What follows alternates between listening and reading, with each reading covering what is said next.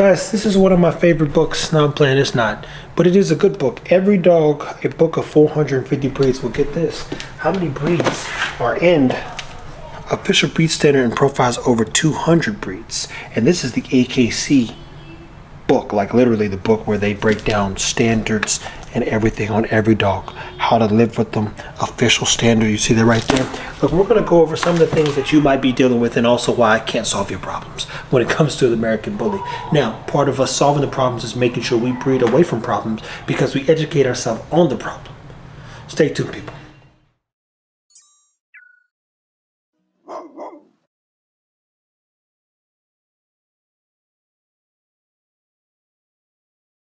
Look, we have the Bull Mastiff, we have the Doggo de Bordeaux, we have the regular Mastiff, we have the Old English Bulldog. Now, I'm going to show you some pictures, just like a lineup, and you're going to think in your head, I've seen that kind of look like an American Bully.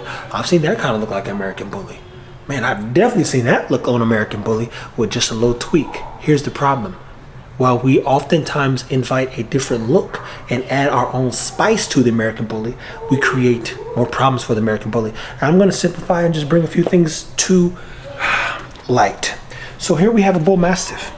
You've seen some Bulldogs or some American Bullies that have that droopy face, and they took it to something so the skin's a little bit tighter, but trust me, they use the Bull Mastiff at times.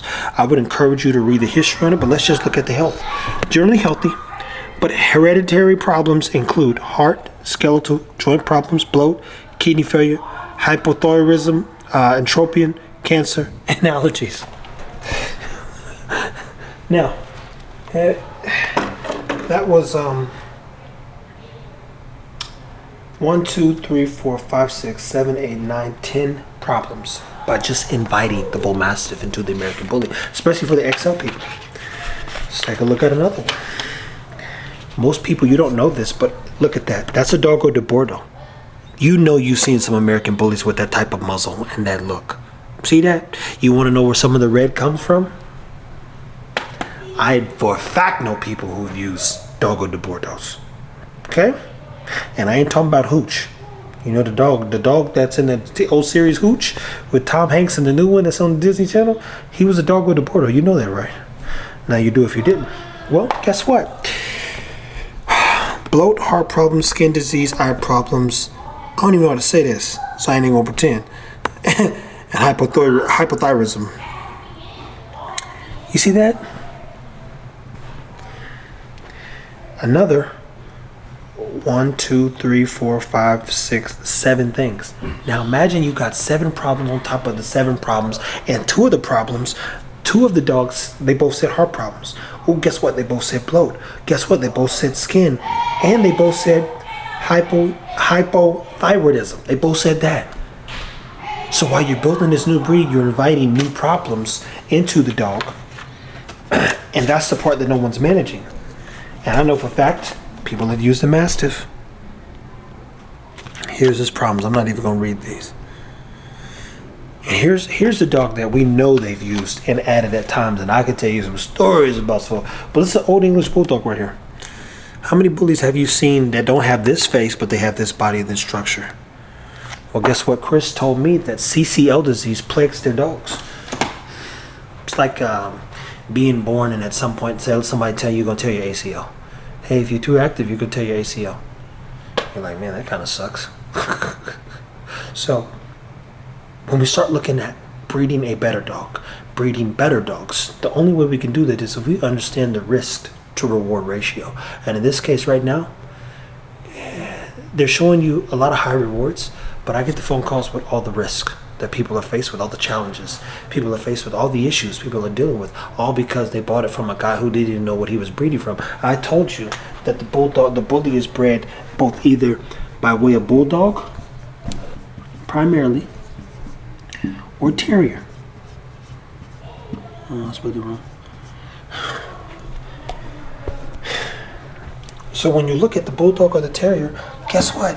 I read, when I was reading the studies on CCL, I just learned at that moment that the American Staffordshire Terrier is another dog that's been plagued with. I don't mean plagued, but CCL disease runs in it. So now we've doubled up on knee problems. That's scary, man. And so many other things. The bigger our dogs get, the more risk they get for bloat. Even my buddy over at Cartel Bull said, hey, Jeff, we should put together a bloat kit for people. And one of the dogs that a buddy of mine has, he said he died from bloat. You know what? You know that the dog didn't even drink water?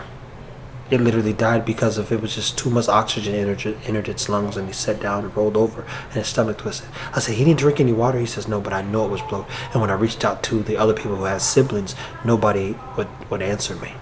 Nobody would say anything. So they're like, have you guys dealt with this, or has this been a problem? And I can tell you the dog's name. It's a famous dog, or it's not a famous dog people know. Guys, problems are getting worse. That's why I'm even talking about this. And I didn't even go down the line, people. You know how many more dogs are in the American Bully? So many more, people. When you breed and you're starting your program, make sure that you're identifying where you want your program to be. My first line of building a program is literally health. Health and intelligence are my two favorite things. How healthy can we make sure the dogs are? How intelligent can we make them so we can simplify someone's life and keep taking care of the dog? Y'all don't understand that intelligence is a thing. And for those who saw Guardians of the Galaxy, he said it. All the things that he created, all the planets he put together, everything he formed, and it was a raccoon, was the only one that could think independently. That trait, which it is a trait, there's a reason why people come from a line of doctors. Maybe one sibling that can't read a science problem, but so he goes and becomes an artist or something. But most of the times, you got a pedigree, even when it comes to human, a pedigree of wealth often is rooted in good choices, and a family rooted in making decisions that align with making sure that the kids turn out okay. My stomach's growling like a mug. Guys, stay tuned. Take care of your dogs. Remember that if everything you do, seven. We have 7. That's now what? 21 problems that we've just invited into, and we put it all in one dog.